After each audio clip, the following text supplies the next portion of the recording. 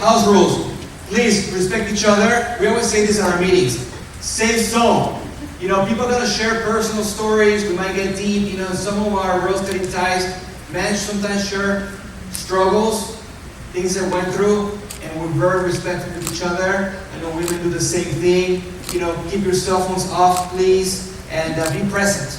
You know, be present, learn. It's about an hour we're going to spend with them, and just hopefully write a lot of notes, and we're going to have Q&A at the end. Yes, so open your hearts, open your mind. They have a lot of knowledge, a lot of vision, and put your questions down on your phone because we're going to do Q&A. So let's get this going. All right, guys, let me introduce speakers today. It's an honor to have them here. Please help me welcome first couple. They're the owners of the Camp Transformation Center. Who's part of the camp? Raise your hand. Who's part of the camp, right? See a lot of hands? Okay. And they have started 10 years ago. Actually, this is going to be the 10th year this year. Now over 120 camps all over the United States and Mexico. Please welcome Alejandra and Luis Fong!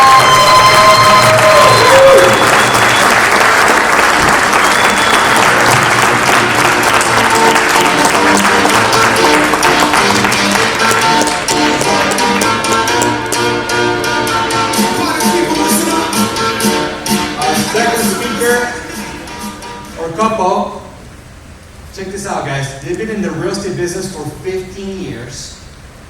Top 10 agents in Century 21 worldwide. Last year they sold 224 homes. 224 homes, 90 million in gross production. They sold over 3,000 homes in the last 15 years, and they have 10 kids. 10 kids. Please help me welcome Sandra and Ricardo Acevedo!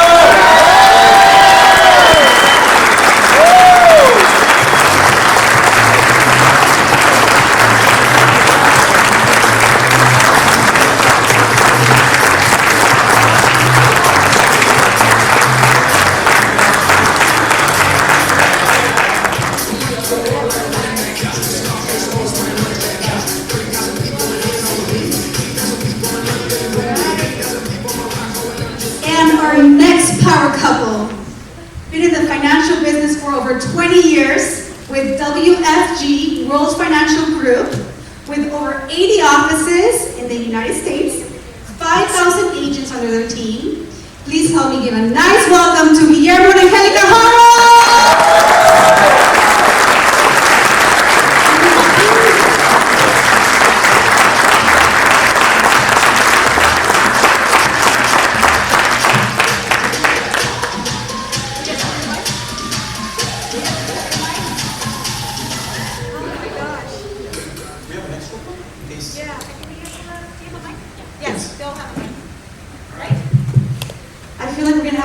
Here.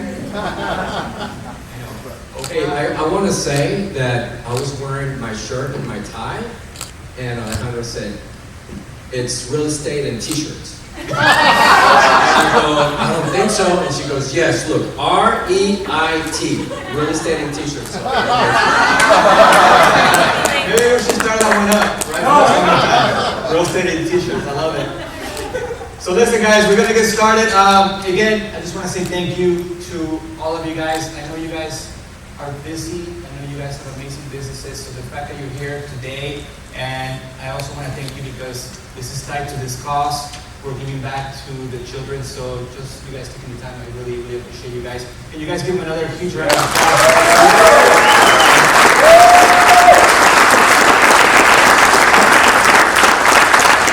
Okay, so look, let's get started. First question, and just to break the ice, let's start with this, and we'll start with Guillermo and Angelica. Break the ice with how long married, kids, and how did you guys meet? The real story. Let's add this. Who threw the first move?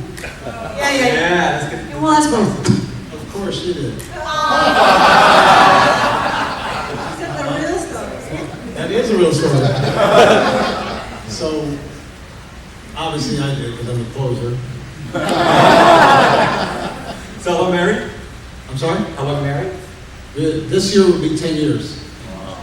10 years. We met at a company convention. Matter of fact, all of you guys that follow me on Instagram, I put the whole story on there, so therefore you can already see it. So we've been married going on 10 years this year. It was 10-10-10 when we were supposed to get married, but 10-10-10 fell on a Sunday. And the Catholic Church wouldn't allow us to get married on a Sunday because we have to match the donations that they get for 6 of their masses. And I'm like, oh, hell no. So when we switched it to Saturday, 10-9-10, and that's when we got married. So this 10-9-10 will be our 10th year anniversary. We have 2 beautiful children, a 6-year-old, Valentino. We have a 3-year-old, Maximiliano. We live here in Glendora. Our office is in Glendora. And we've been in business all these years that we've been married and prior to being married. Yes. And how'd you guys meet?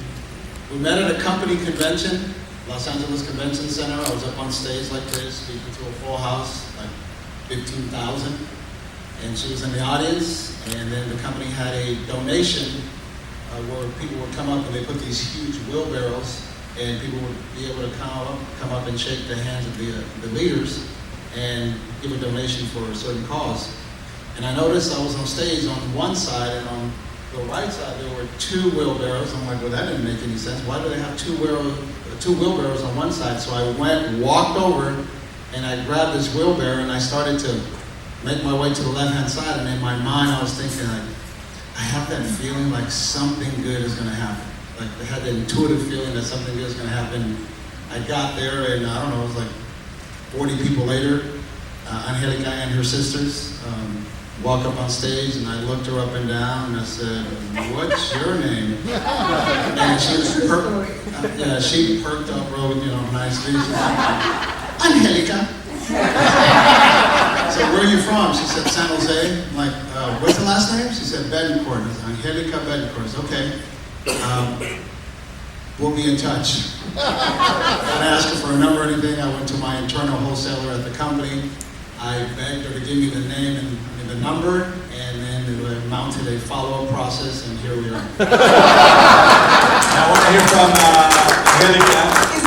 Anything you want to add? Who made the first move? Yeah, you sure did make the first move. So Guillermo has a phenomenal story. Maybe at a different event or social media, you'll be able to hear his story. And so I was in an awe about his story and what he did for his mom. And he migrated here from Mexico, and he was successful in the real estate and mortgage business prior to doing this. And I had a real estate and mortgage business background, and I was just like, oh my gosh, he was phenomenal. And so once they announced the foundation, I told my sisters, let's go up and, maybe we'll have an opportunity to shake his hand. And so when we were walking up on stage, I saw that he was on the opposite side of the stage. And remember, there's 15,000 people.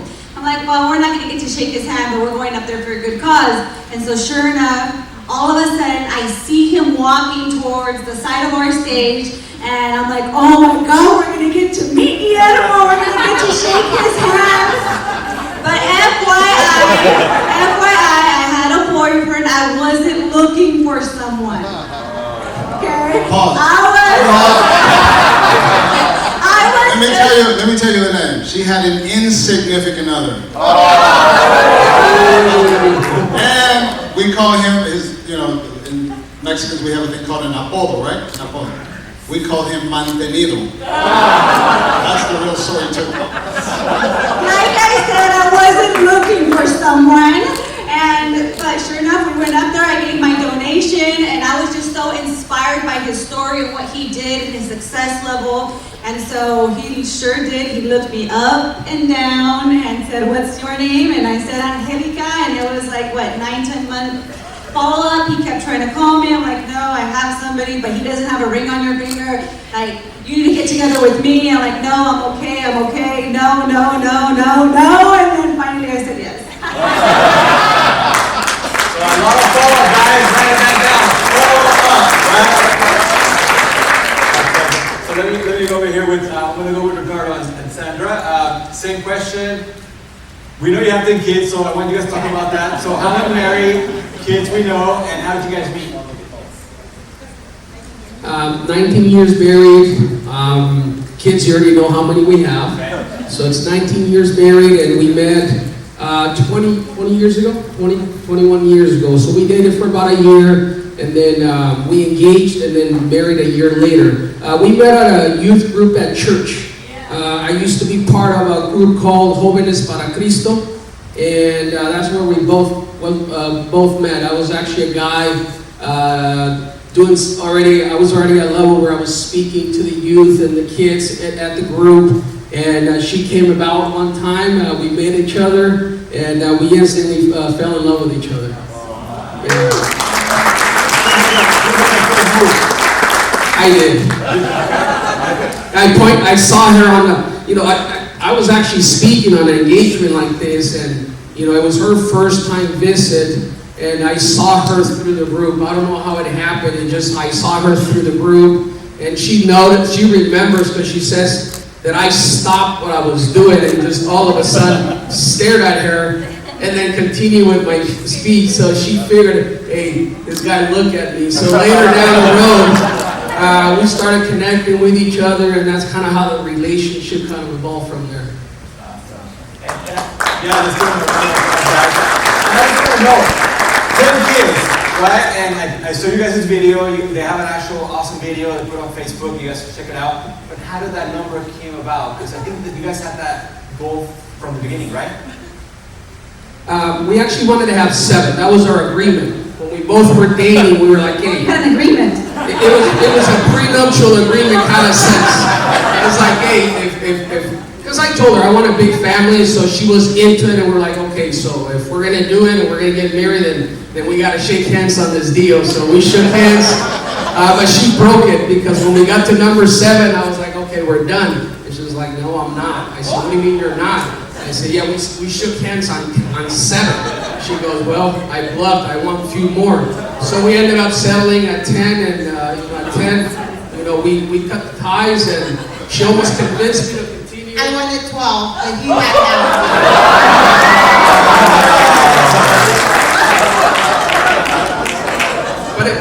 But the rest is history. We got 10 beautiful children, and now we have our hands full. We're building them. We're being parents. We're just learning how to be parents and learning how to develop these young men into successful men in life.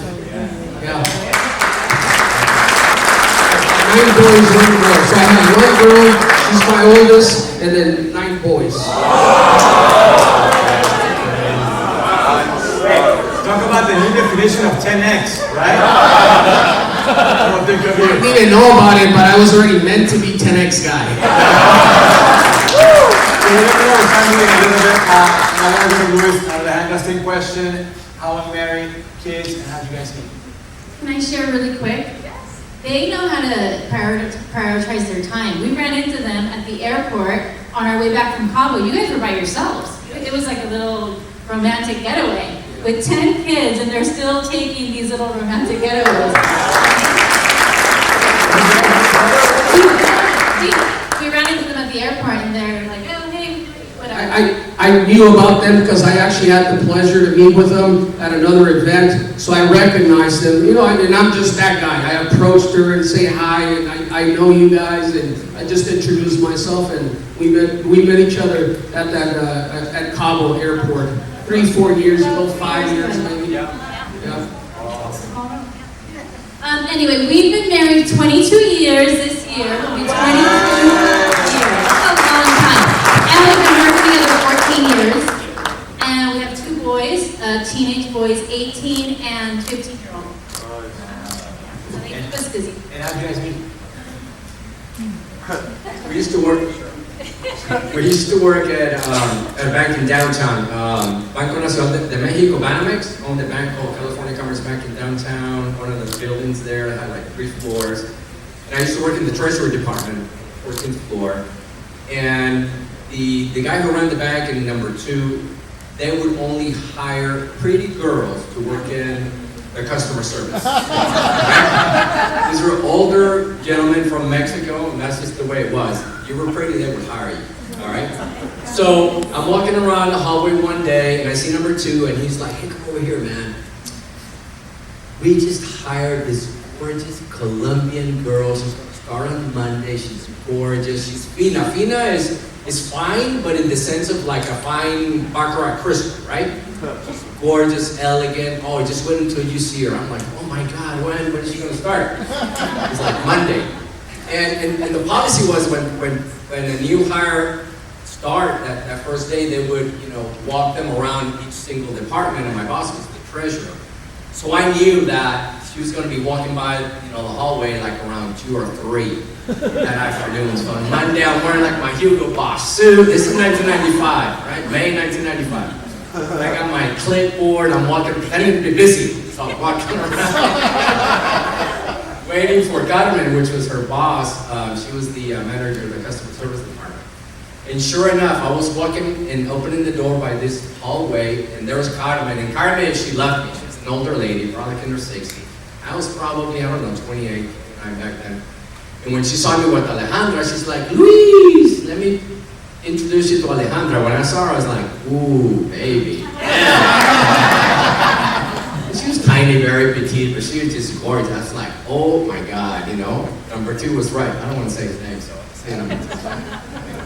So she's like, Carmen's like, all right, well, we're going to take him over to see Jorge so I can introduce Alejandra to my boss. And I'm like, shit, I'm going to go to my office. I grabbed some papers he needed to sign, and I went over there again, And she was just sitting there. So I was like, totally, into her back then. I'm still into you very, very big. How could I not be, right? Yes. I'm totally into her. More than you're into me, I think. She's like, how do I look? You look gorgeous. I mean, she looks good in anything. She can wear a trash bag. She looks amazing, right? And I'm like, how do I look? You got hair coming under your nose. What's that? What? Oh, your eyebrows. Oh my God. Oh, wait, let me say something. By the way, Luis just lost 60 pounds. 60 pounds. So, Alejandra, you're a new person, right? Would you say? Maybe can you talk about that? Completely new person. So I think it goes to say that, I'm not superficial whatsoever, because he was quite big and broke when we got married. So it says a lot about me, and it says a lot about his. Do something right there, right? Hey, so you were funky again, right? And who made the first move? Of course, it was Luis. Oh, yeah. And then did you accept it? Were you like, I'll give him a chance, or how was that? Yeah, I was open to it. Shut up, you're playing hard to get. I was like, Guillermo, she's gonna be mine. I'm gonna go after her. Okay, good. So, next question. Okay, guys, so let's go into business. All you guys have amazing businesses, created huge empires, and, we started working together, and I remember, our office opened 9 years ago this year. We were broke, we were broke, and I remember the first 3 years building an office, I was selling real estate. We didn't make any money, I was basically carrying the office those first 3 years. Jeannette was working, then we got to like 40 agents, our lives were crazy, she was like going insane, I was working my ass off, we started doing flips, investments, she got pregnant, it's a lot of I got pregnant? We got pregnant. You got pregnant. First, sounds like I'm by myself. Well, we got pregnant. Is that? No, you just say we got pregnant. Anyways. But I know it's hard, right? And then obviously it takes time to build a business. We can say 12 years ago we were completely broke, and of course we continue to grow and work together, and we were able to build our business. So I want to ask you guys the asking question, how do you guys get started? I personally think it took us close to 10 years, to build our empire. When I mean our empire, is build our company to be in a position where we were able to, now, free ourselves up more from, from a lot of more delegation in our business, being able to, obviously spend more quality time with family and start adjusting our personal agenda to be able now to cater more towards our personal life, because it was 10 years of a lot of struggling, right? Meaning not being around home a whole lot. You know, I relied a lot on her because she was the backbone of the operation. You know, she wasn't out there selling as much as I was, but she was at home, you know, taking care of the kids, taking care at home, and making sure that the kids were taken care of. You know, if it would have been for her backing on that end, you know, it would have never happened, because, you know, I needed to make sure that everything was at home was safe, that the kids were taken care of, that I had, you know, my family in place so that I can focus and go out and be laser focused on building our empire together, because she was backing me on her side and I was doing my portion. So it was big, and the struggles were I wasn't around home, you know, much. We had fights over the matter. Hey, you're not around, you're not coming too often. But luckily she understood that everything was for a purpose. You know, that there was a plan, that everything that we were going through as a family and sacrifice itself, and because there was a bigger vision. There was a vision and there was a plan that we were trying to execute to get there, to get to a position where we were going to have freedom, you know, freedom of time, freedom of being able to now step back, you know, let everything kind of run its own, and now be able to, you know, readjust our personal schedules and our personal life to now make our business work around our personal life. So it was tough. You know, we learned a lot, we struggled a lot, but it was one of those moments where you have each other's back. You know, you understand the vision. She understood her, you know, her portion. I understood my portion, and we roll with it together. That's awesome. When you say 10 years, what happened after the 10 years that you were able to make some changes? I'm rounding it off to 10 years. I could go back. I know it's less than 10 years, but 10 years, it was just a lot of time involvement in the company, building clientele, systems, structures, hiring, you know, building, moving, and selling a ton of real estate, investing, and not having enough time for ourselves and things of that nature, where we sacrificed, obviously, as family to make sure that we were able to, you know, build what we were trying to build. So would you say after 10 years, then you got to a point that your business was somewhat, not to say, you know, working automatically, but it was kind of like already running on its own somewhat? You built the right team, the right... yeah, good systems, procedures. Now everything was more organized, investments and things of that nature that we were in a sense financially where we could now, you know, disconnect ourselves more and more, where we were fluent enough where everything was just now on a system itself, where now we're making different adjustments and we're prioritizing other things that we're not as our main priorities back then. And you know, I love what Ricardo said, guys. He said sacrifice. And he said he sacrificed for almost 10 years. And I think that's something that, I know we sacrificed for some time, and we had some crazy schedules, and I wasn't home, and I was working my ass off, and I was hustling and making money, building what we had to build. And a lot of people don't want to take that sacrifice to actually get to that goal, right? It takes a lot of hard work and sacrifice. And I want to ask Sandra, so were you ever involved on the real estate side, or were you mainly focusing on 10 kids, right? Were you mainly focusing? Because to me, and maybe Jeannette could jump in to this, to me, the home is like another business. And now you have 10 kids, right? I think sometimes, and I'll say this, men think, oh, well, you get to be home and do easy stuff. No, to me, the home stuff is hard. And it's dealing with kids and cooking and cleaning and managing and at home. And that's a whole full-time job. I honestly think women get underpaid for taking care of the house, right? And you have a man going out and doing the work. Maybe the women, can I get an applause? Yeah.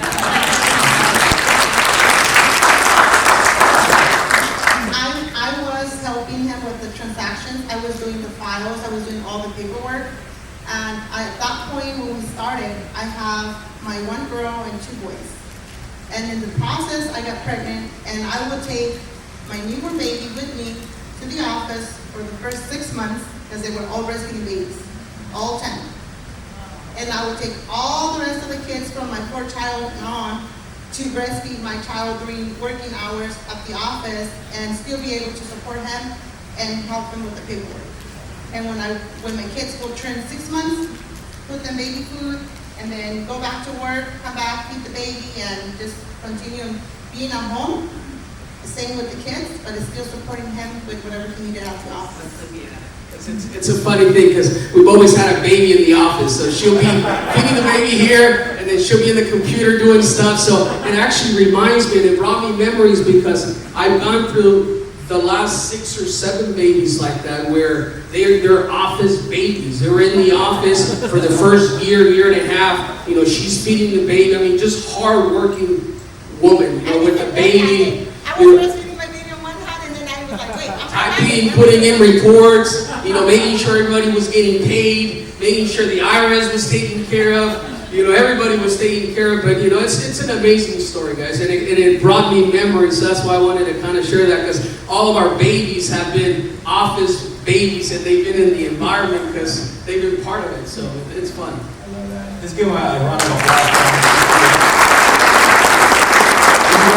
Really fascinating question, you know, just how you guys got started, and I know you guys probably met already, being pretty successful, but maybe just take us through that, maybe your backstory, you know, from, I know some of your story, you come from humble beginnings, so I'd love to hear about that, and then eventually how you guys achieve the success you have now.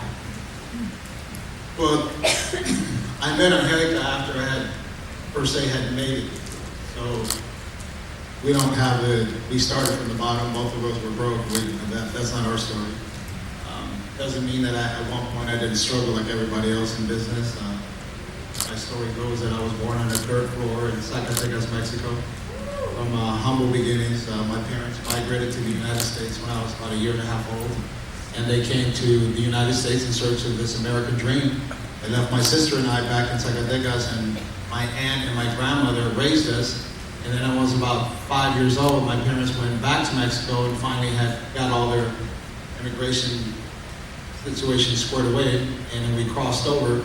And then I landed here with obviously wanting to pick up the language and all the struggles that go with that. And we were poor in Mexico, but we came here and it was also a life of struggle. And all my childhood, I saw my mom and dad work their butt off, low-paying jobs, typical Catholic, Mexican, from the rancho kind of family. And we had very little to work with. So growing up when I was in the 3rd grade, the 5th grade, 7th grade, you see what other kids have and you see what you don't have. And that inside of me, I think people ask me all the time, where does your ambition, your desire, your hunger, where does that come from? I said, probably from that. Probably because we didn't have anything and I wanted it all, because you start watching things. We go back to school after Christmas and the kids had new skateboards and new bikes and new clothes and tennis shoes. And you guys, all the guys in here, I told the story before, you guys know the shirt, the one that had the little tiger on it? The tiger, remember that one? Man, I wanted one of those more than I can tell you. And I used to go to school and see certain guys wear those, like, where'd you get that shirt from? And he says, oh, got it at the mall. I'm like, the mall? What's that? Because my parents took us to the swap meet to shop. So you guys know the swap meet right there. They used to be in Live Oak and Peck Road. We used to go to that swap meet, I forget the name of it, because we grew up in the Duarte area. And there was that one day that I remember I was able to convince my mom to take me to Arcadia Mall. We went to Miller's Outpost. Remember Miller's Outpost? Remember Miller's Outpost? Went there. I was like giddy as you can't believe, like a kid going to Disneyland for the very first time. When we got into Miller's Outpost, and I looked at the shirts. They're all, nice. They're all blue, all yellow, all red. And I was like, oh my God, this is really going to happen. I'm going to get one of these shirts. And I pulled it out. It's nicely folded. It has a wax paper inside of it. And then typically I got this, Mom, that one right there is like a royal blue one. And then typically she got, typical of anyone who's broke, they got it, and the first thing she looked at was the price. And I was just watching her eyes, and then she had that look of, and I'm like, my hope started to deplete. And she said, Mijo, you know that if I buy you this shirt, I have to work a whole day just to buy you this shirt. And we walked out of that store. It's like, I gotta tell you one more devastating feelings. I was so high that I was gonna walk out of that store with a shirt. We walked out of there without it. And I'm like, man, when I grow up, and I sure did. I'm 6'3", thank God. And it's just, now, after all these years of sacrifice, all these years of doing things that didn't work, and finally finding the right people, the right industry, the right movement, just the confidence that you build through all the struggle, through like all the stories that everybody has. Everybody who makes it goes through all this shit. Just sorry to say it that way, but that's true. And then I made it, and when I made it, it's like now I can afford everything, but now I don't buy it. Isn't that crazy? Now you just, YOLO. So, if you don't know what that means, don't worry about it. Yeah, so I had made it. I was looking for an example in my life that had the things that I thought were ideal. The big house, the nice cars, the confidence, the travel, the beautiful wife, the beautiful kids. It's like this whole well put together world.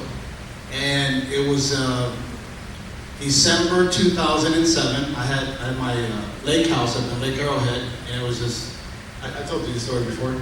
We were there, took my team up there, and then I went outside on the deck, and it was just beautiful. The lake looked like glass, everything was white, it had just snowed, and I took my beanie and my big coat, and I took pen to paper, and I started writing down everything I wanted in the soul map, like in detail. And 3 months later, the good man upstairs put her in my life.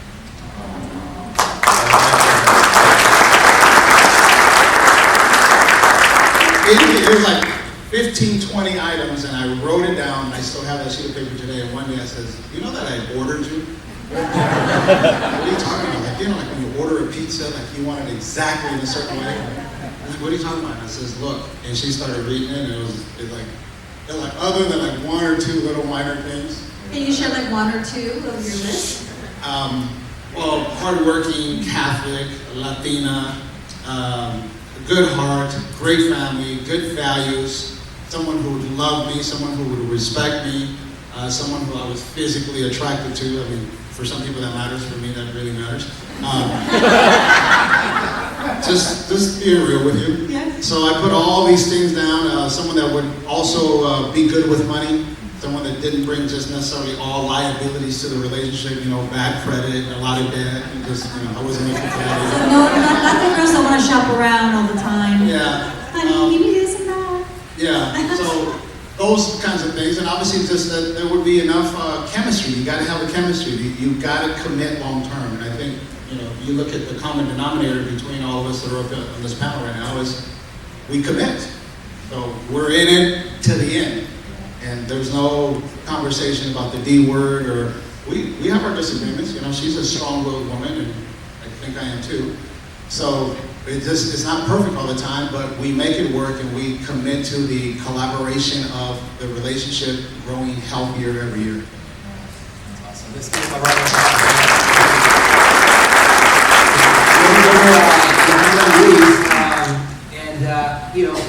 I love the story of the camp. Started, well, I'll let Alejandra share it, but, share the story about the camp, how you guys started, and again, achieving the success you have, and some of the struggles you went through, if you guys can share that with everybody. When we started the camp, we were definitely going through a lot of financial struggle. It was a time, like in 2008, 2009, we had a different business, completely different business, and we ended up closing our doors due to the poor economy.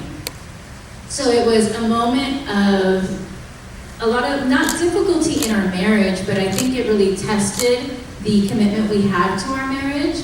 We looked at each other, and our previous business, we both hated what we were doing. We were not happy whatsoever. We were not passionate about it, but it was also hard to walk away from until we were forced to, because of course it was, feeding our family. We were living a decent life, so it was hard to walk away from that. And What were you doing?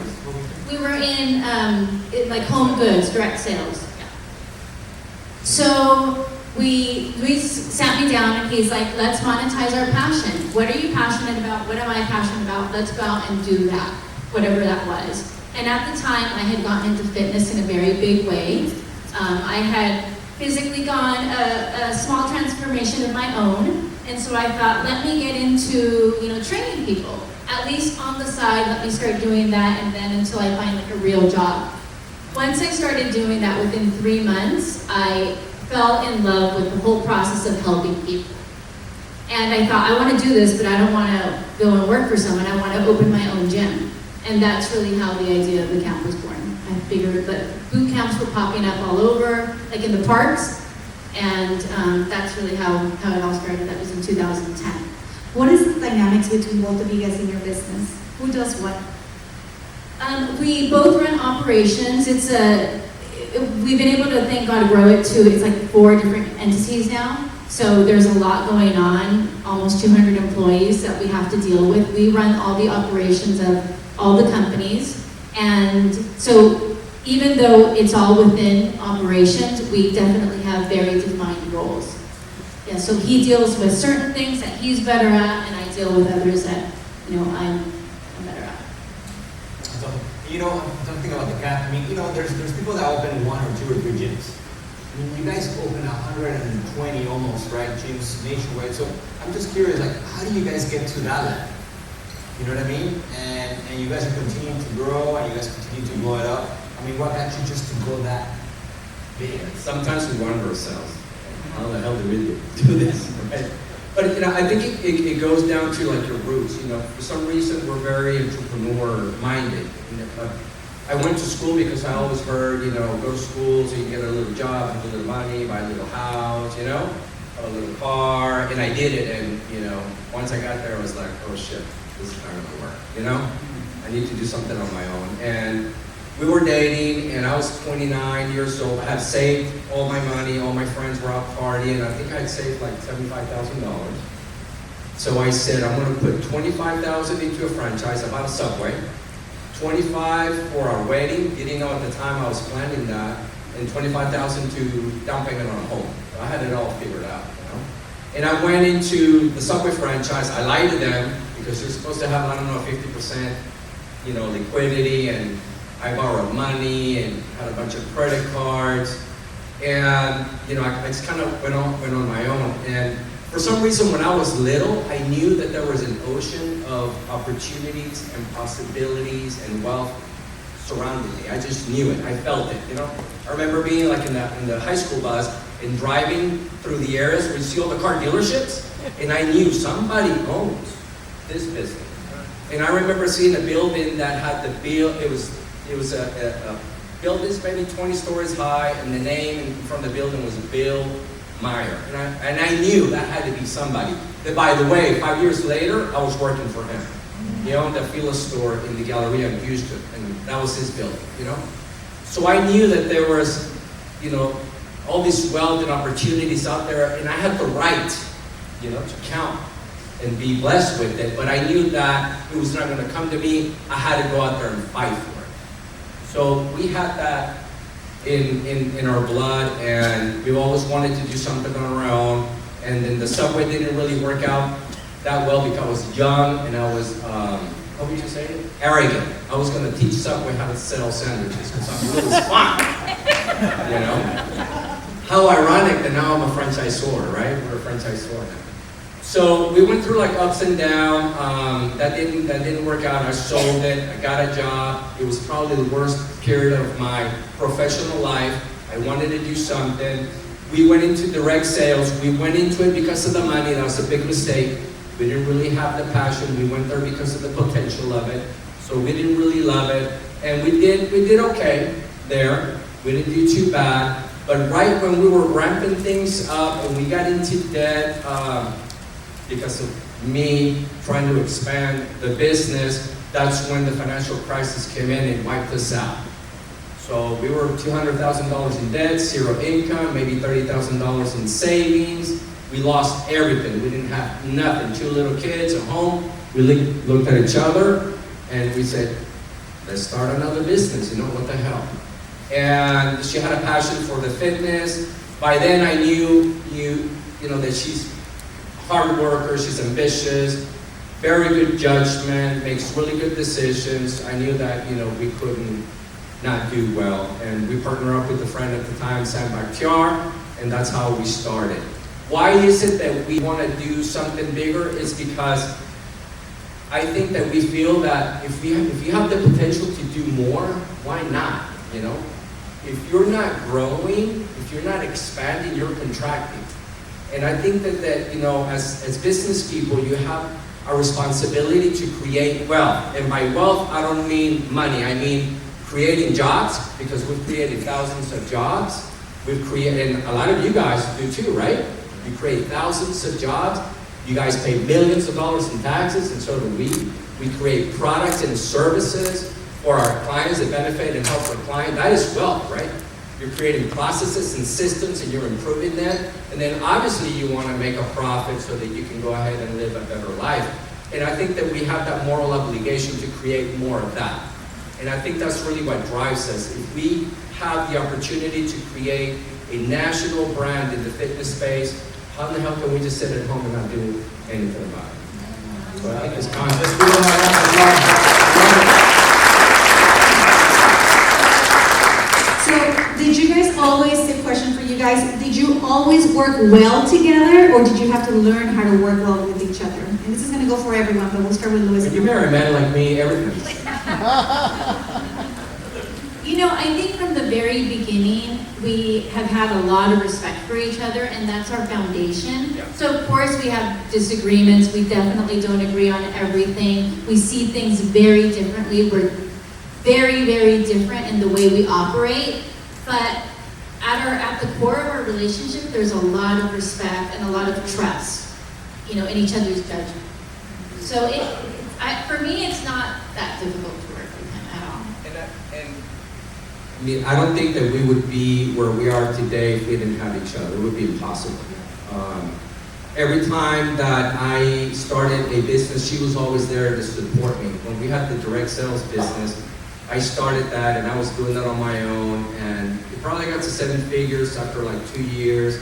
And then she came on board after the real estate crisis. She was working for a developer and something happened there, so she came on board with me in 2006.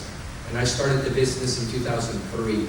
And from 2006 until 2009, we grew exponentially, and it was because of her. We hired a consultant. A consultant came in to help us, you know, create processes and systems. And he started with a personality test.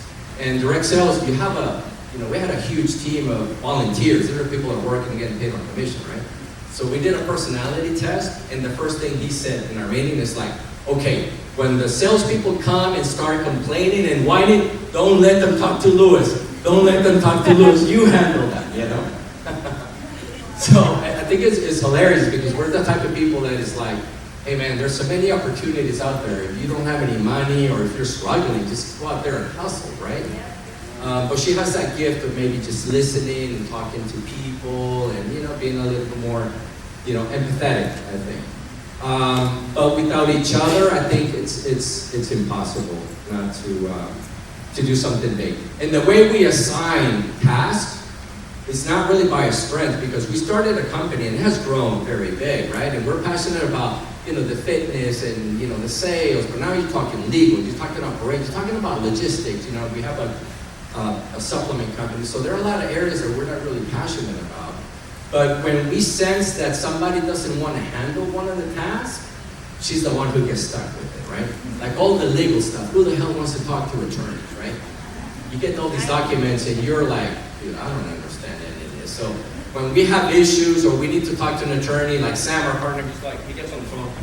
You know, I start looking at the ceiling, and that's kind of like the cue. She's in charge of legal, you know what I mean? And it's vice versa. When we started the supplement company, logistics, distribution, right? Supply side stuff. You know, Sam gets on his phone, you start looking at the ceiling, okay, I'm stuck down with the warehouse, you know? Love it. And look, guys, I think this is a great question because, you know, me and Jeannette, I don't know if you guys know this, but Jeannette runs operations for all our companies.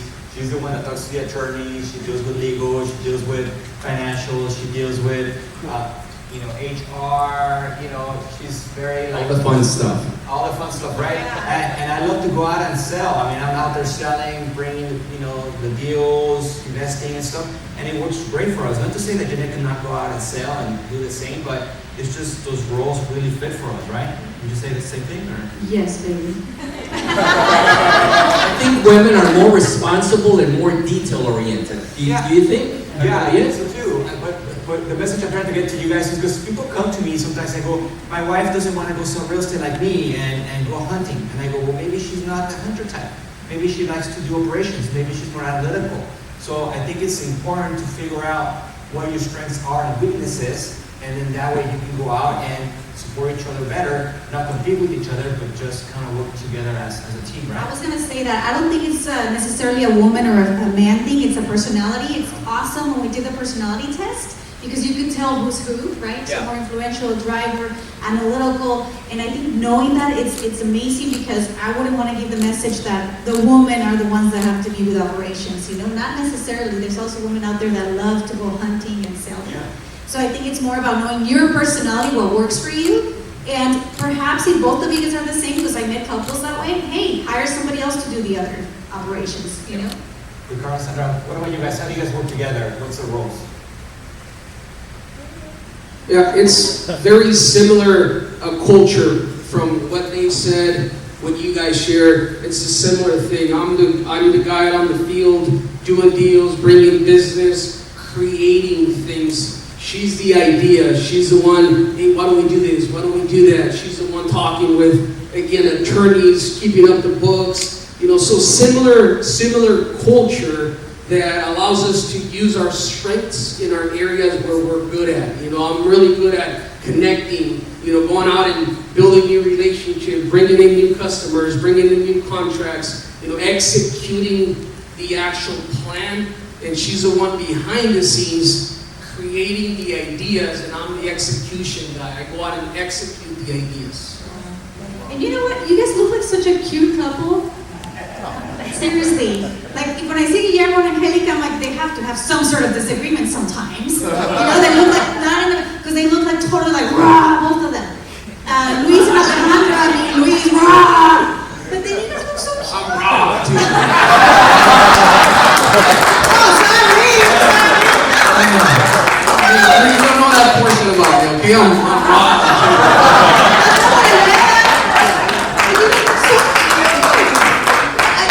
Do you guys ever have any disagreements? Of course. You do? Of course, yeah. You know, we're humans, we're couples. Obviously, like anything else, we within years, we've been together for 18 now. 18 years is this, you know, we're going to be 19 this year, but, you know, obviously our relationship gets better. You know, we had ups and downs like anything else. We've had years where we rode along extremely well. We've had rough times. But, you know, I think it's the understanding each other's different personalities and accepting ourselves just the way we are and not trying to change each other itself. And I think when we realize that and we give ourselves that room to understand, okay, I'm not going to change her. She's not going to change me, and things that it's just our own personalities, and we allow each other to be us in that level.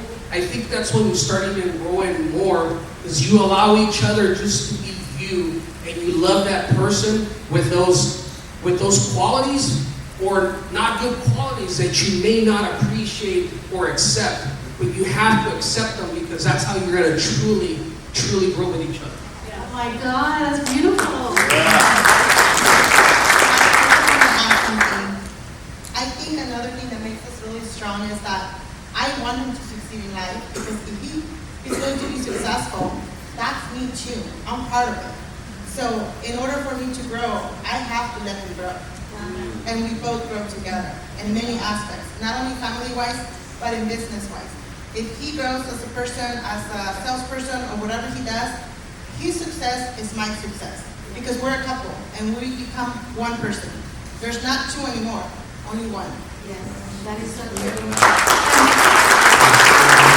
I want to hear the perspective from Angelica and Alejandra, because I think that what I hear from you, Sandra, and I feel the same way, I feel that as a woman, you empower your men as well. You know, and whatever we do is together. We're one, we're a family. So if things happen at work and things are not going the right way, if the finances are not there, you have a failure, I think that we are the cheerleaders of our man, and they kind of go with our life, you know? So it's really, really important to be in sync with each other. What's your take on that? No, it's very true. I think you need to uplift each other, not bring each other down. You know, so when Guillermo and I first started doing the business together, because we came from the same company, but I was in Northern California, he was here in Southern California. He had been in this industry that we're in now a lot longer than I have, because I was in the mortgage and real estate industry. So when we came together, you know, we're both Geminis, We're Gemini, right? So what does that mean? That we have very strong personalities. We can be very nice, but we're very strong-willed. So we have very similar personalities. You know, my birthday is June 4th. This is June 5th. You know, we're very controlling. We're very ego. You know, we have egos. We like things a certain way. We're type A personality, so when I came into his business, because I left Northern California to come here to Southern California and start running the business with him here. So when I came, you know, I would have my own opinions, and we need to do it this way, and he would like, well, I've been doing it a lot longer than you have, so, but if we want to grow the business, obviously we need to change things. We don't want to stay the same, so, you know, so it was a lot of trying to get used to one another. It was like, okay, what are you good at? What am I good at? What do I like? What do you like? We do a lot of the same things. We both go out in the field, but he's more dominant out in the field, and he, you know, he closes, but I think I can close better. You know,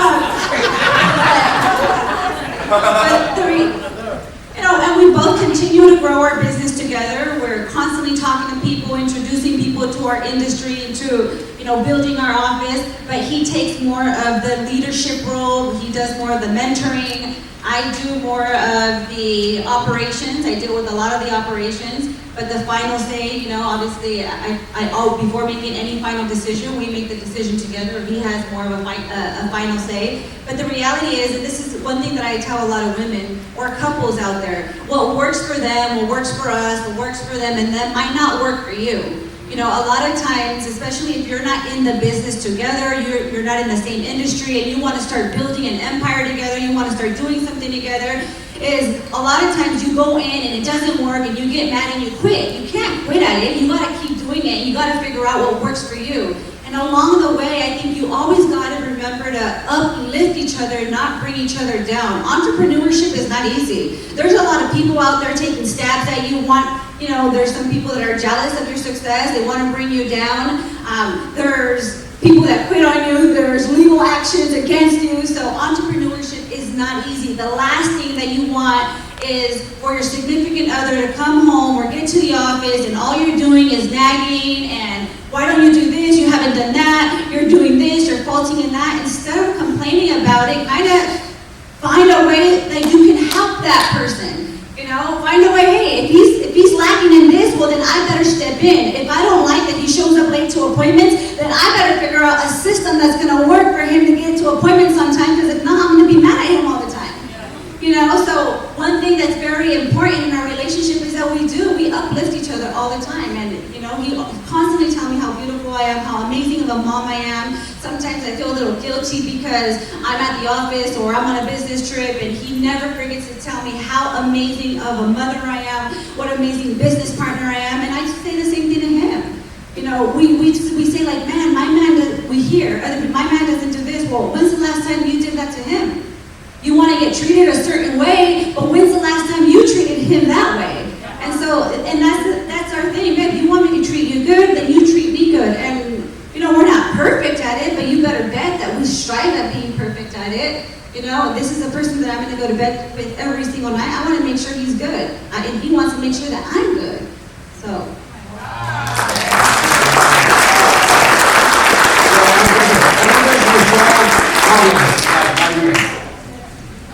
One more time. How do you guys resolve arguments with each other? Depending on the argument. Depending if we're in our bedroom or not. Well, just a couple of things for everyone who's married is, at least when we got started, because we're not kids anymore. We're not in our 20s. We're grown people. You want to set a standard for exactly what is you want. So when Angelica and I got together, and we had a little disagreement where she sort of called me out of my name.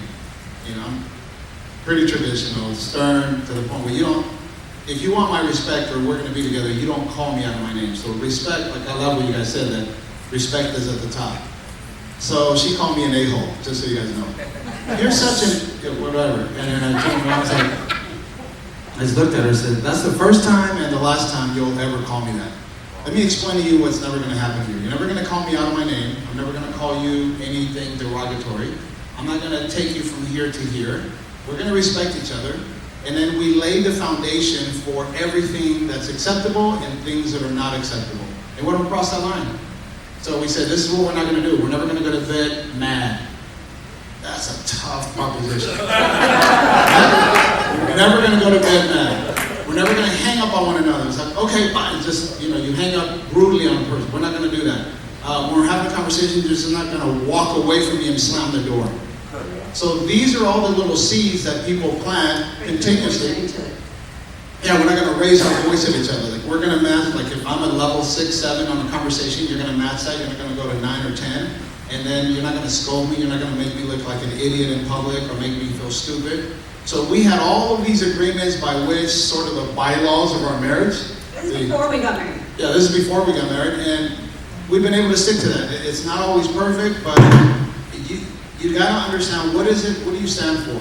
What's acceptable? And if you're going to do anything long term, it's got to be built on a solid foundation. And I believe our marriage is on a solid foundation because we have clear understanding. We know the do's and don'ts. We know what's acceptable, what's not acceptable, and then we stick to it. And we've got to put our opinions and our ego aside because that gets in the way of happiness, in the way of progress, in the way of us truly acknowledging the value between us. Wow, I love it. That's good.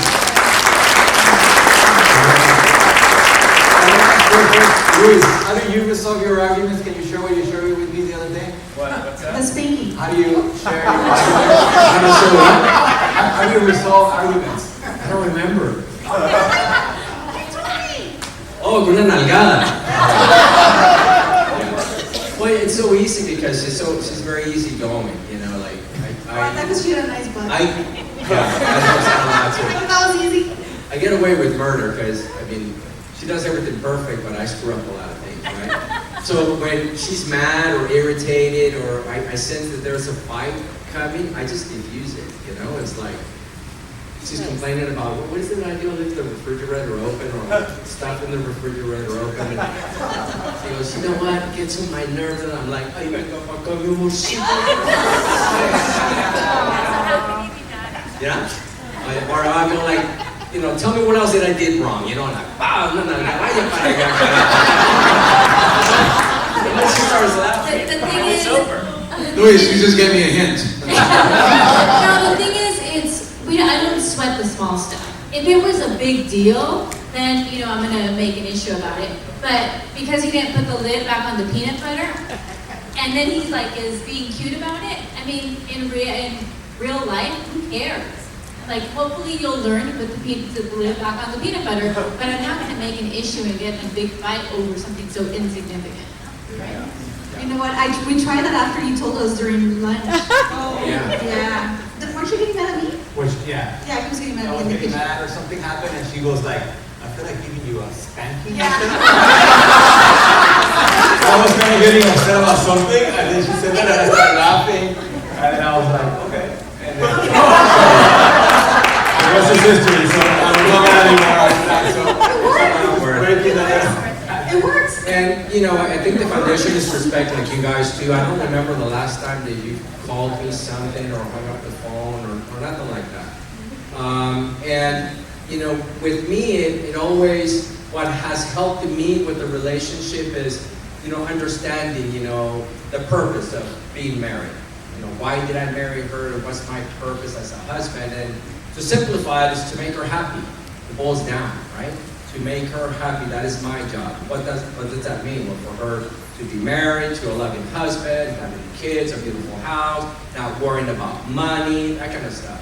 And we have so many challenges, right? We're trying to build this business, and I feel sometimes that you got people coming after you, the competition, the fitness space, you have legal issues, you got so much shit going on, and people coming after you.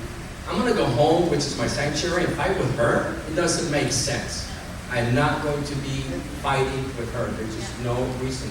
It's not going to make her happy. Why am I going to do it, right? So you kind of have to know, which battles to pick and which not, right? Let me give another example. I know for her, she always dreamed of having a dream home and decorating in a certain way. And, thank God we were able to do it, and we hired somebody to help her with her stuff, and she's like, well, I have to talk to you too, Luz, because it's important that, we get this to, reflect your personality. But I knew that it was, her dream, right? And I said, no, just go with whatever she wants. I don't care, big deal. I know it's gonna look amazing. But why do I care if the chair is blue or red? I mean, it doesn't really matter to me, right? Make her happy. The same thing with the cars. I like cars, she's not into cars, but when I want to make a decision about the cars, she doesn't get involved. In the cars that I buy, she doesn't like them. She doesn't like them, right? But she knows they make me happy, and then she lets me be happy. So it kind of works very well.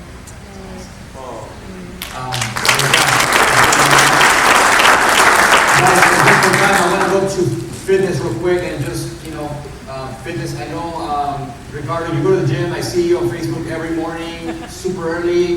Can you tell us about what time you wake up? And I know you lost a lot of weight, and then I saw Sandra has some commitments, right, that she's trying to do now. Can you guys talk about health and fitness? Well, obviously, me personally, then we'll go to her, but I wake up really early every single day. I have a morning routine. I started working out about 6 years ago? No, 7 years ago, 2013. I realized that I really needed to take care of myself. We were doing well business, but I had completely forgot about my health. I was just focused on building the company, building business, which it happens to a lot of us. It happened to me. I grew up in an environment where at home you gotta work. Doing exercise, it was not part of our culture. I grew up in a hardcore Mexican home environment where you gotta go work, and that's for the huevones, mijo. You don't do that. You go to work. Okay, you go work. That's for people that don't have nothing else to do. So I didn't understand the importance of exercising until I was 33 years of age when I decided, you know what, man, things are going well, our business is growing. I started reading, I started just educating myself because I had no education. I wanted to develop myself to become a successful man, but not just financially. I wanted to be successful in all aspects of life, and that's when I realized I gotta take care of myself. So I started working out back in 2013, and ever since then, my routines had become more and more intense. My schedule becomes even more and more to the dot and to the cent. I wake up at 2:50 in the morning every single day. Wait, what time? 2:50 in the morning. 8:30 to 9:30, depending on my baseball days with my kids, because all my 6 older boys play baseball. So I'm there for their games, I'm there for their practices, I'm there for their private sessions with their private coaches. So you create time, right? Because we have 24 hours a day. So what do I do with my 24 hours a day? I can choose to wake up at 6:30 or 7 a.m. and then I have no personal time for personal development. Because once I'm up at that time, it's all about the kids, then the office, then when it's time for me, personal development. So that's when I chose, a while back ago, I needed to find time for me personally so that I can develop Ricardo, the human being Ricardo, the spiritual man Ricardo, the businessman Ricardo, the husband Ricardo, the parent. Those are my moments where they're non-negotiable. I gotta have those moments because that's what creates me and who I am, and that's how I'm gonna continue to grow as a human being. So I gotta have those moments, and I continue to improve my 24 hours, guys, because I want to create freedom. I want to create more time so I can be more time with my wife, my kids, and give myself that time that I deserve.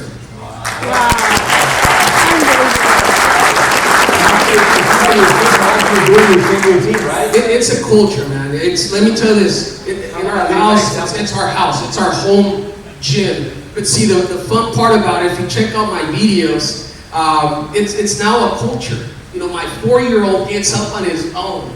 My 6-year-old gets up on his own. My 8-year-old, my 10, my 11, my 15, and my 16. Everybody works out in groups, guys. And it's not like if I drag them into the environment, they're growing up knowing, hey, this is part of home. So it's really fun, and it has become our culture at home, where my older two boys, which is my 15 and 16, they work out with me at 5 in the morning, because I get up at 2:50. So my routine is 2:50, by 3 a.m. I'm reading. I'm reading an hour and a half every single day in the morning. And then I work out from 4:30 to 5:20 to 5:30. I run about 5 to 6 miles. And then my kids, my 15 and 16-year-old, they join me at 5 a.m. to work out. And then the second group shows up later. And then the third group shows up later.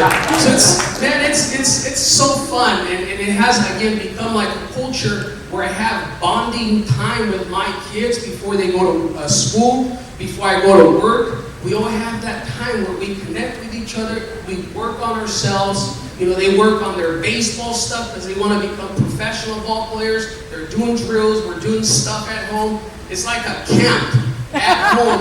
Everybody's used to it. Nobody complains because it's just the routine and the rhythm of what they see at home, and it doesn't become work. It becomes something like, hey, they know in order for you to be successful in life, you have to build discipline even on the smallest things you do in life. Doing the small things, you're going to do it in the big things. Doing good on the small things, you're not going to do it on the big things. Sandra, anyone add anything to that?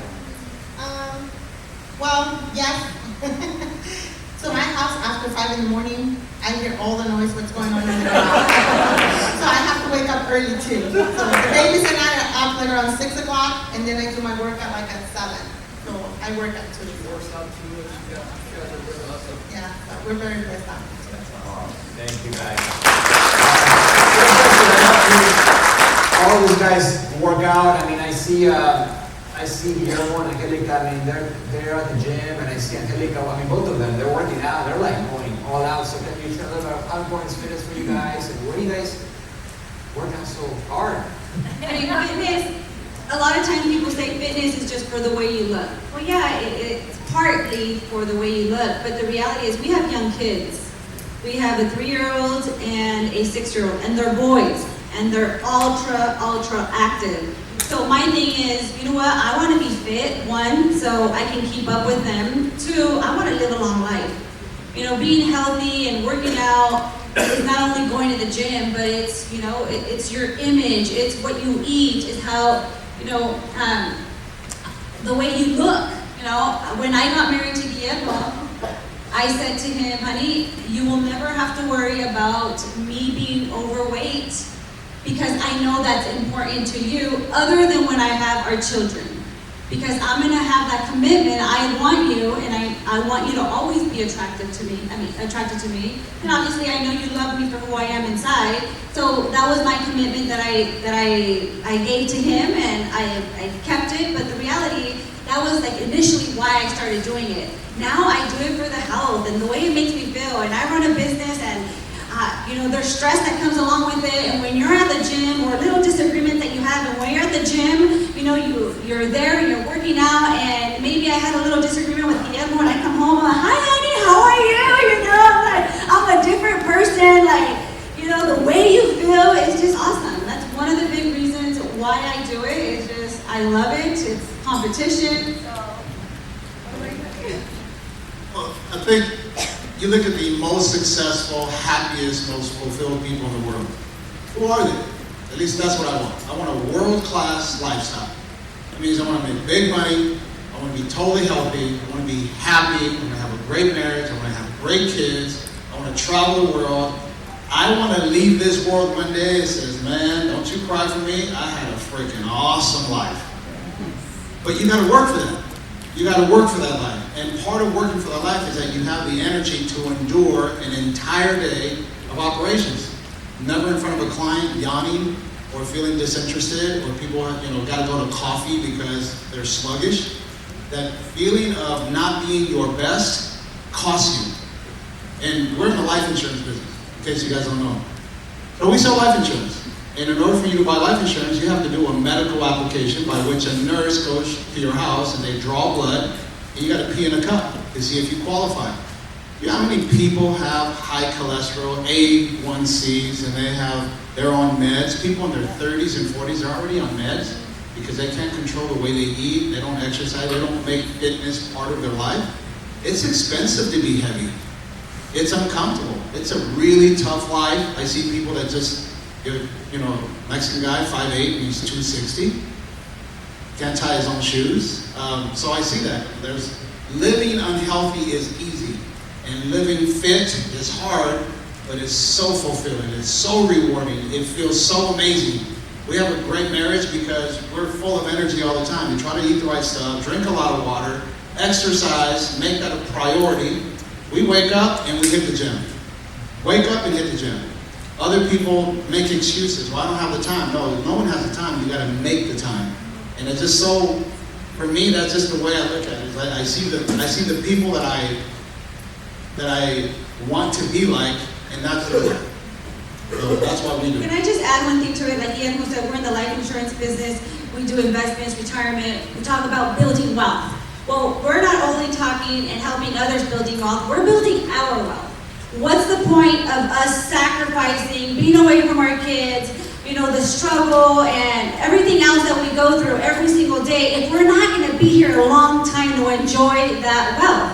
And so I started doing like fitness events for women and said, listen, I'm a coach in the finance industry, but I also want to be a coach. I'm not a fitness trainer, but I want to talk to you about the importance of being, healthy. Because if I'm over here selling you a life insurance policy, I'm over here selling you some retirement accounts, well, I want to make sure that you're going to be here a long time to be able to enjoy all of this that you're saving and working so hard for. Thank you. Same question, Alejandra, Luis, you guys are in the field of fitness, of course. So Yeah, and I want to say something, this is interesting. Back in 2006, somebody that used to work with us, he's 32 years old, and he was like 325 pounds, had diabetes, and he was trying to purchase life insurance through your company, and we had not met. And he came to the office, and he was laughing. He goes, I got turned down. I got turned down.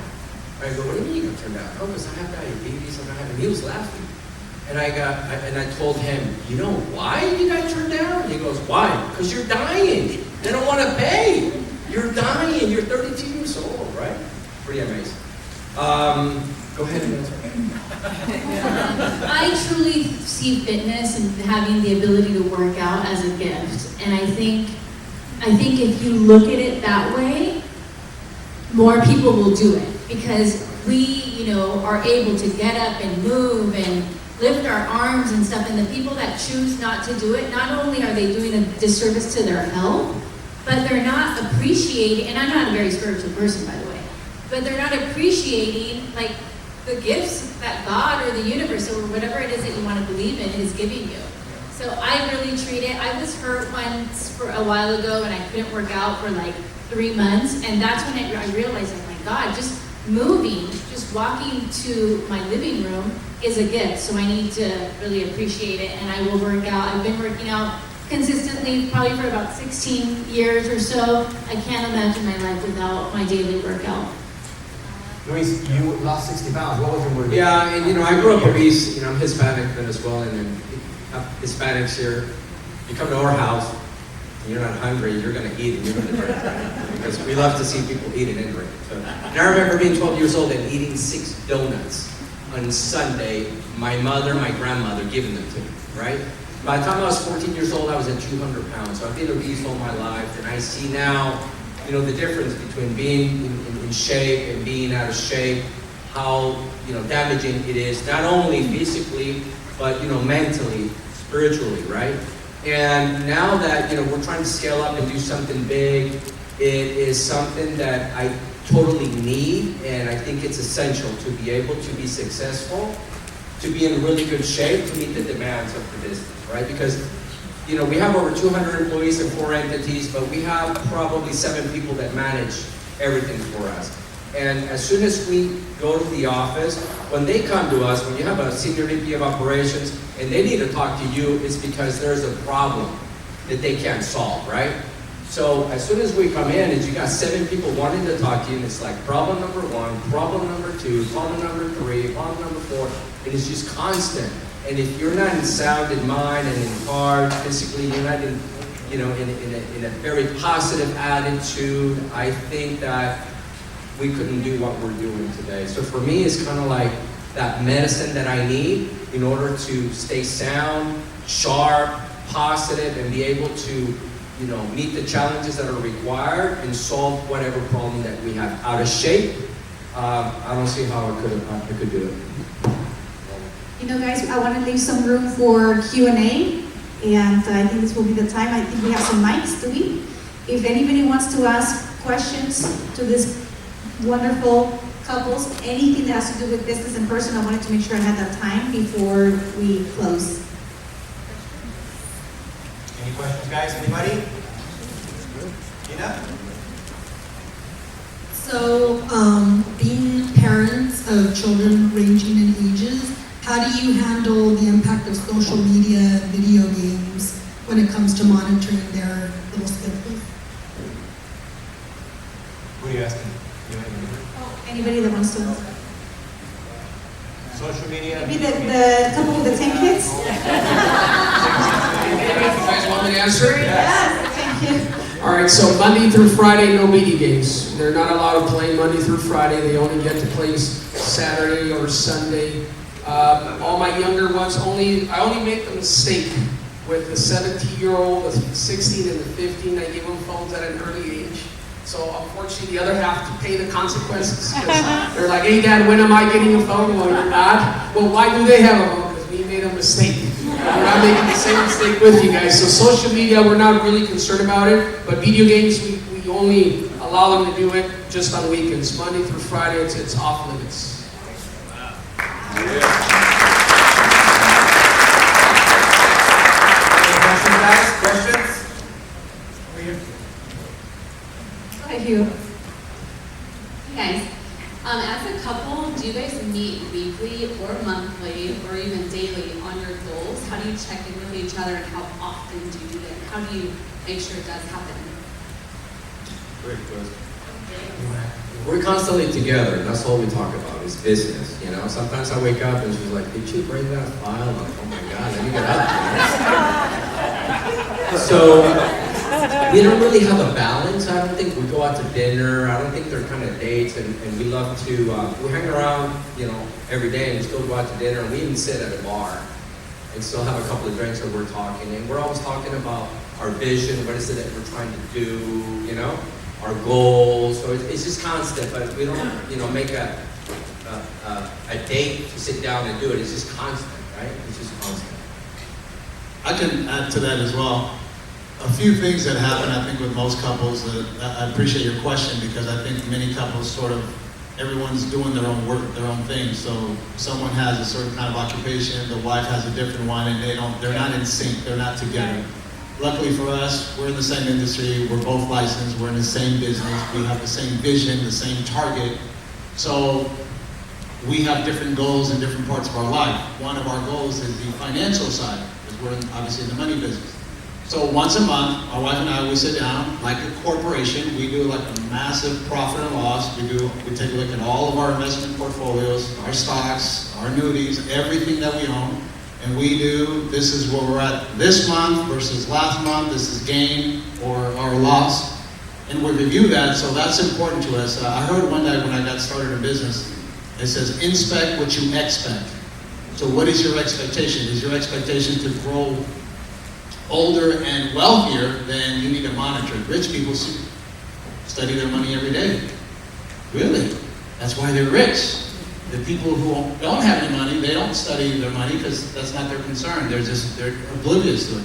So we have a once a month gathering. It's about maybe an hour and a half to 2 hours where we review our accounts. We log into the computer, put in all the passwords, and we have I remember I started off with 3-4 accounts. Now we're at like 3 or 4 pages of different investments and all the stuff we have going on. And it's just exciting to say, like, every month we get richer and richer and richer, and it's very fulfilling, so we're excited to do it, but it didn't start out that way. We have our goals with regards to our travel. We have our goals with regards to what we want for our kids. We have our goals. We have pillow talk. Part of our pillow talk is talking about our goals, talking about family time, talking about the things that we want to experience, all the places in the world we want to go to that we haven't gone to. We have home goals. Like, what do we need to do at home to improve the quality of this sanctuary? So I would say we do that continuously. A lot of, like Luis and Alejandra are talking about that we're cinch with one another. We're in the car, we're talking about our goals. Music. zero value, doesn't do anything to add to who you are. Instead, we're masterminding, we're exchanging ideas, we're talking about the future, we're talking about what we're doing that can get better. I don't know if that answers your question.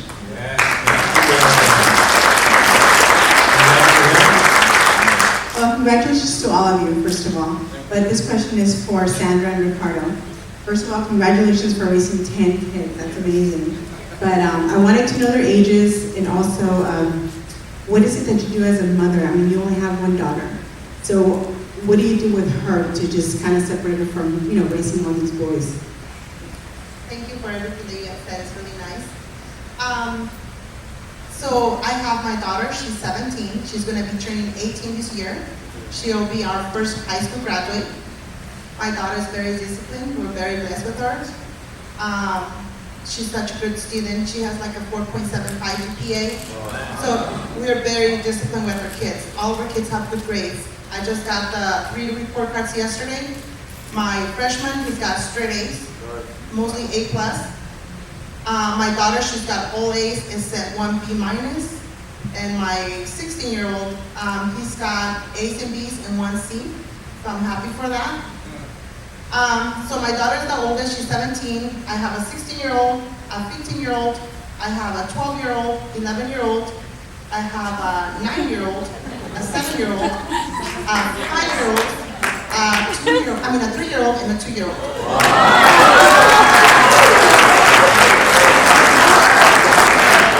You guys were busy every year. And what I do with my daughter is we do a special timing with her. I will go out with her like on a weekday, just go out for breakfast or go out for dinner, and we just talk about everything, We talk about things at home, we talk about her expectations at school, anything that's bothering her or anything that's making her happy, we talk about anything. I consider my daughter my second best friend. Ricardo, of course, is my best friend, and my daughter is my second best friend, and she will talk to me about anything. And that's a blessing too. And I try to do that with the boys too. I take them to their practices or to their private lessons, and I'm like, oh, hey, what's going on with that girl? Or hey, what's going on with that at baseball? And so it's just spending time with them and talking to them. And that's how we do it.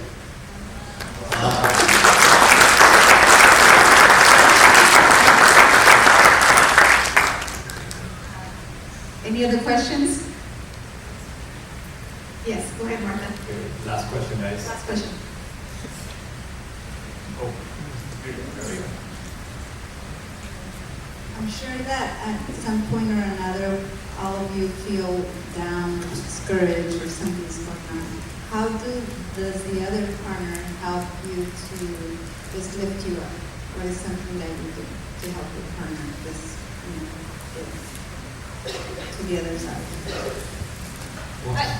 I can just briefly say what I do, or not just necessarily to my partner, but you gotta pour belief in them.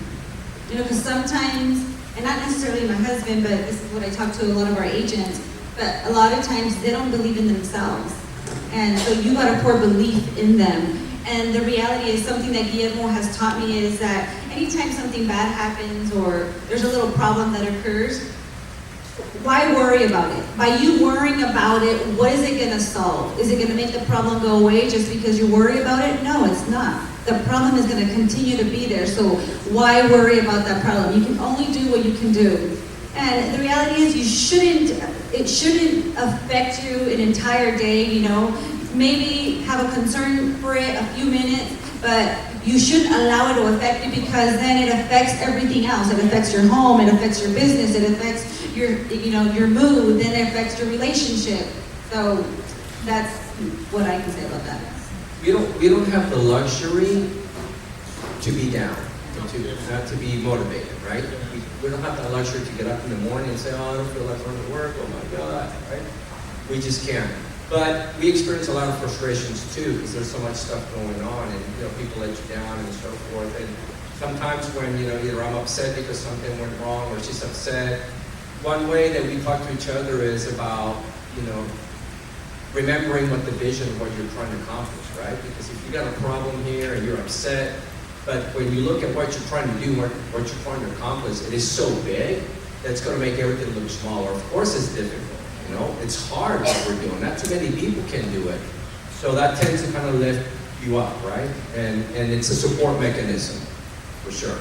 So we tend to help each other out that way. It works very well. Can I say something to all of you guys here? Is all of us are human beings. Some of you guys are there in your seat. I can just sense it. You're looking at us like we have it all figured out. Like we don't suffer, we don't have disappointment, we don't have frustration. They're rich, they're good looking, they got the hot wives. Let me just tell you this right here. So no, seriously. These guys, for example, throw an event like this to get you to see yourself to be like us. Just keep in mind that all of us here, we were in the gutter at one point too. We're broke, we're struggling, we suffered with confidence, we struggled with it, we didn't feel that we were worthy of this life that we're portraying up here. Not necessarily that we're portraying that I know these guys really good, I just met him, but I can just sense it. We're living it. We're living what you want. But we did the work, we believed, and we did the work, and we grew, and we developed, and we acquired new friends, and we let go of relationships that were toxic to us. And we let go of some of these vices. Like, for example, if you're in this room right now, do you still smoke? Dude, is that helping you move forward? If you're a drinker, if you're an excess drinker, I like to have a drink, but I'm not gonna get stupid. So clean up who you are, work on yourself, develop, grow, get new friends, get around people who expect more of you. Start to really work on your confidence. Read, listen to stuff that's constructive. And keep believing that whatever life you want is worthy of your best effort. People ask themselves, well, why are you down? Well, because you're not focused on your goal. You're focused on the problem. You're focused on your fears. Fear is the first thing you see the minute you take your eye off your goal. Read your goals. Write them down. Get committed to accomplishing the goals you have, and you'll start to see your life completely shift, and you got to get into that mode of life. I appreciate your question. Thank you.